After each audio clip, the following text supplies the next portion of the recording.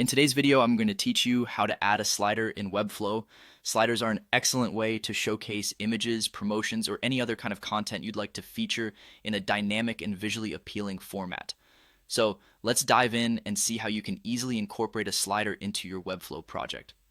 The first step is to open your project in Webflow. Once you're inside your project, you'll need to navigate to the designer. Now, if you're new to Webflow, the designer is essentially your workspace where all the magic happens.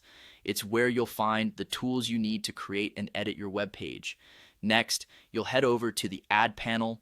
This is where you'll find a plethora of elements that you can drag and drop into your project. Look for the slider element. It's specifically designed for setting up sliders. Simply drag this slider element onto your page and place it exactly where you want it to appear. This gives you a starting point for your slider setup. Now that the slider is on your page, it's time to personalize it with your unique content. Focus first on the initial slide. By selecting the first slide, you're ready to begin adding some engaging content. To do this, you can drag in all sorts of elements, images, text blocks, buttons, you name it. This is where your creativity can shine as you make each slide visually appealing and informative. Once you've added your content, it's important to style it using classes. Classes in Webflow allow you to consistently style elements across your project, ensuring a cohesive professional look. Remember, good design is as much about consistency as it is about creativity. After your first slide is looking great, repeat the process for the other slides in your slider. Each slide can be tailored with different content and styles, giving you lots of flexibility in what you present to your viewers. With your slide set up, select the entire slider element to tweak some important settings.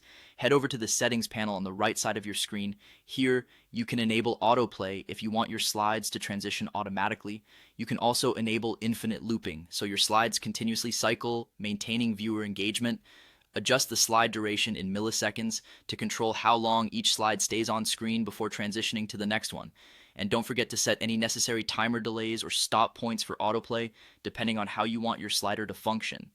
You also have the option to add even more slides if the default number isn't quite enough for what you envision.